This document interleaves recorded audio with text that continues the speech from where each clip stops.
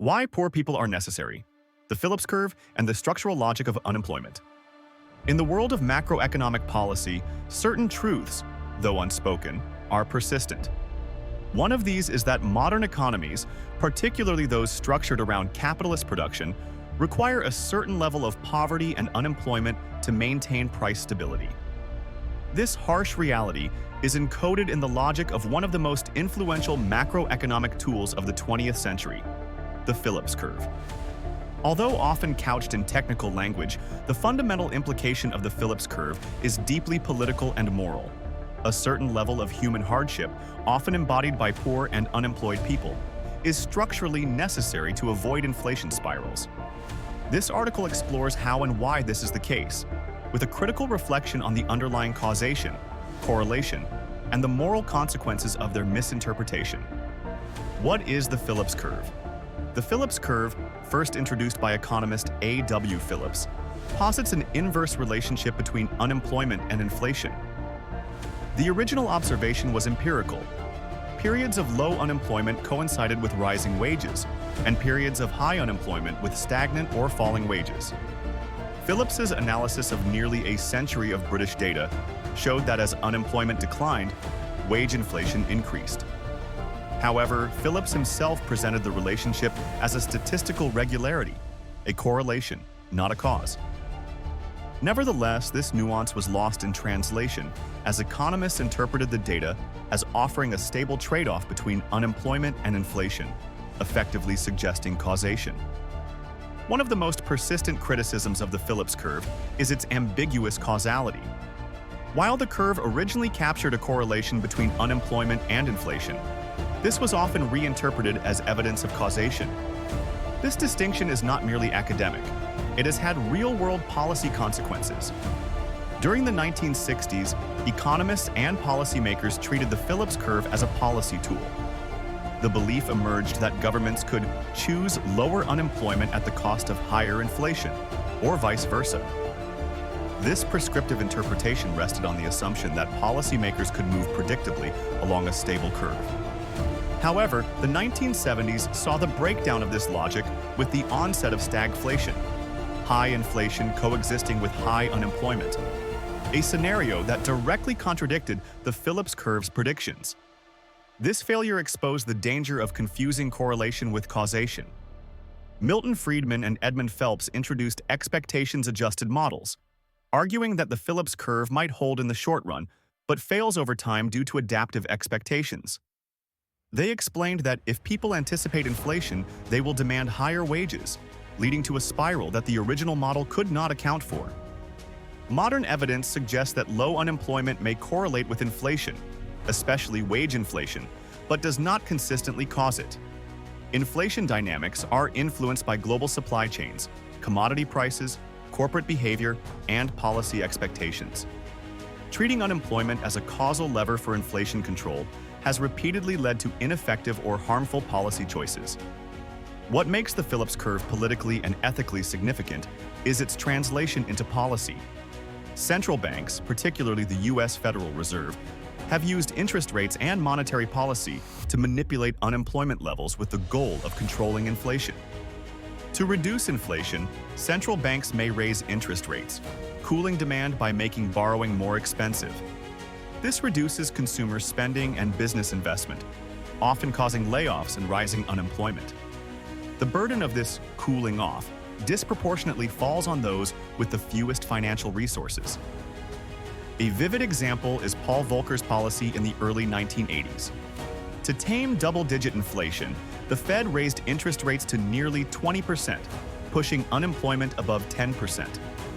While inflation did fall, the human cost, especially among working-class and minority communities, was devastating.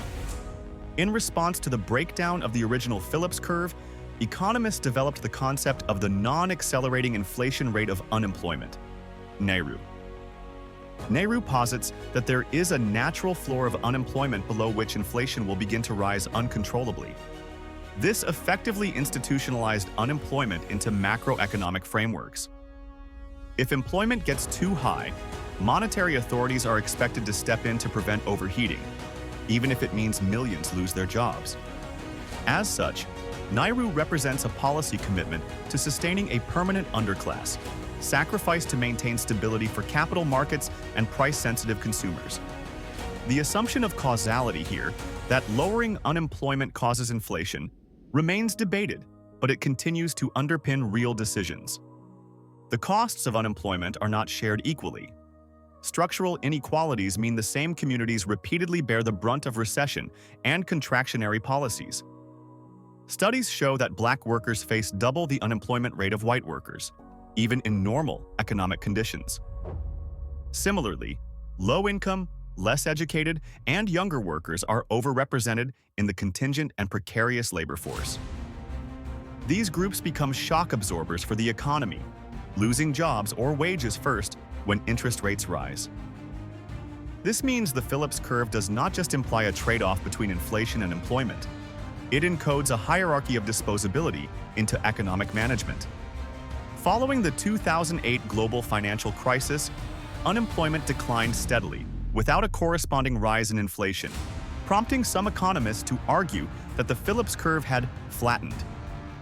The COVID-19 pandemic added more complexity, as massive fiscal stimulus and historically low unemployment coexisted with sudden inflation spikes in 2021 to 2022. Still, central banks returned to familiar tools. The U.S. Federal Reserve aggressively raised rates in 2022 to 2023 to fight inflation, despite a lack of clear evidence that inflation was primarily wage-driven. Once again, the cost of fighting inflation was borne disproportionately by workers at the bottom of the income distribution. There are several economic paradigms that reject the inevitability of this trade-off.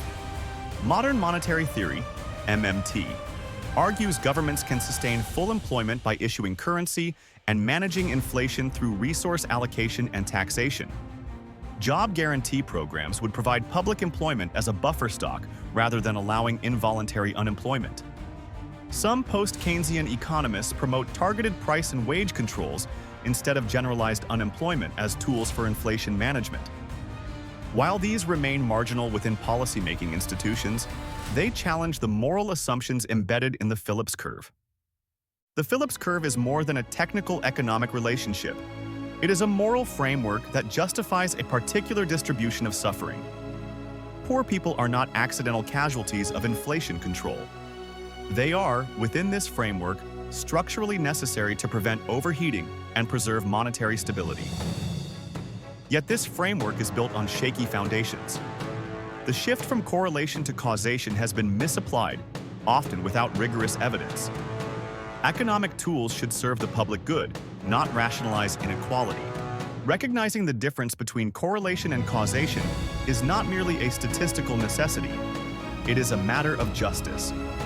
The misuse of economic models to justify unemployment, austerity, and stagnating wages reveals how economic knowledge can become political power, and how it can entrench inequality when left unchallenged.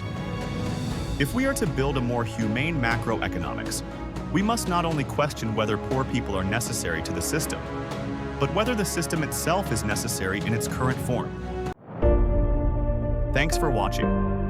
If this video made you question what we've been taught about inflation, unemployment, and the so-called necessity of poverty, then this conversation is just getting started. The Phillips curve may look like a simple graph, but behind it is a system that chooses who gets left behind and why. Economies are not neutral, they are designed, and it's time we start designing them differently. Want to dig deeper?